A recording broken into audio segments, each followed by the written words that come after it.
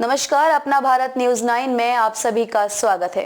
देश दुनिया की ताजा खबरों के लिए चैनल को सब्सक्राइब करें ताकि कोई भी न्यूज आप तक आसानी से पहुंचे। तो चलते हैं आज की विशेष खबर की ओर।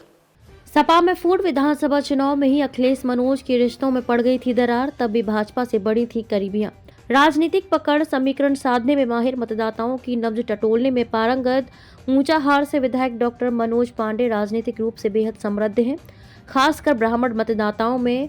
और यही कारण है कि सपा के मुख्य सचेतक पद से इस्तीफे को पार्टी के लिए बड़ा झटका माना जा रहा है। लेकिन सही मायने में वर्ष 2022 के विधानसभा चुनाव में ही सपा सुप्रीमो अखिलेश यादव और मनोज के रिश्तों में दरार पड़ गई थी। स्वामी प्रसाद मौर्य के सपा में शामिल होते ही ऊंचाहार विधानसभा सीट से टिकट को लेकर बड़ा घमासान हुआ था। टिकट करता देख मनोज के भाजपा में शामिल होने के अटकलों से घबराकर सपा हाईकमान ने अंतिम समय में उनका टिकट फाइनल किया था। चर्चा तो यहां तक रही कि दिल्ली में भाजपा के टिकट पर चुनाव लड़ने के भरोसे को तोड़ने के कारण ही भाजपा ने मनोज की ऊंचाहार में मजबूत घेराबंदी की। वोटरों में सीधी पकड़ के कारण मनोज अपनी सीट बचाने में सफल रहे। वर्ष 2004 में मुलायम सरकार में राज्य मंत्री बनने के बाद विधायक डॉक्टर मनोज पांडे ने 2007 में सपा के टिकट पर पहली बार सुल्तानपुर जिले की चांदा विधानसभा से चुनाव लड़ा। हालांकि ये बसपा के विनोद सिंह से हार गए थे। वर्ष 2012 में सपा के टिकट पर ही ऊंचाहार सीट से चुनाव लड़े और जीत दर्ज की।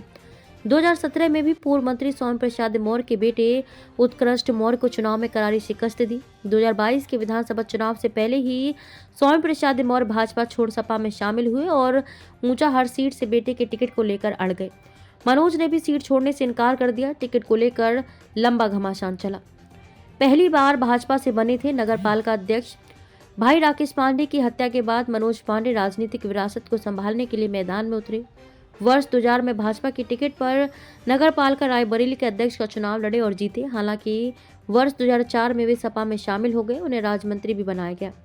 सपा के साथ कांग्रेस के लिए बड़ा झटका। राजनीतिक जानकारों के अनुसार मनोज पांडे का मुख्य सचेतक पद से इस्तीफा देना सपा के लिए ही नहीं बल्कि कांग्रेस के लिए भी बड़ा झटका है। ऊंचाहार सीट पर दलित के अलावा सवर्ण वोटर में मनोज की अच्छी पकड़ है। ऐसे में मनोज जिस दल से मैदान में उतरेंगे वहां खासा प्रभाव छोड़ेंगे। कांग्रेस के जानकारों के अनुसार यदि गांधी परिवार से कोई उम्मीदवार उतरता है तो मनोज पांडे की कमी अखरेगी, क्योंकि गांधी परिवार के खिलाफ सपा प्रत्याशी नहीं उतारती थी। खबरों में अब तक के लिए बस इतना ही। फिर होगी आपसे मुलाकात ऐसी किसी बड़ी और खास खबर के साथ। तब तक के लिए नमस्कार और देखते रहिए अपना भारत न्यूज 9।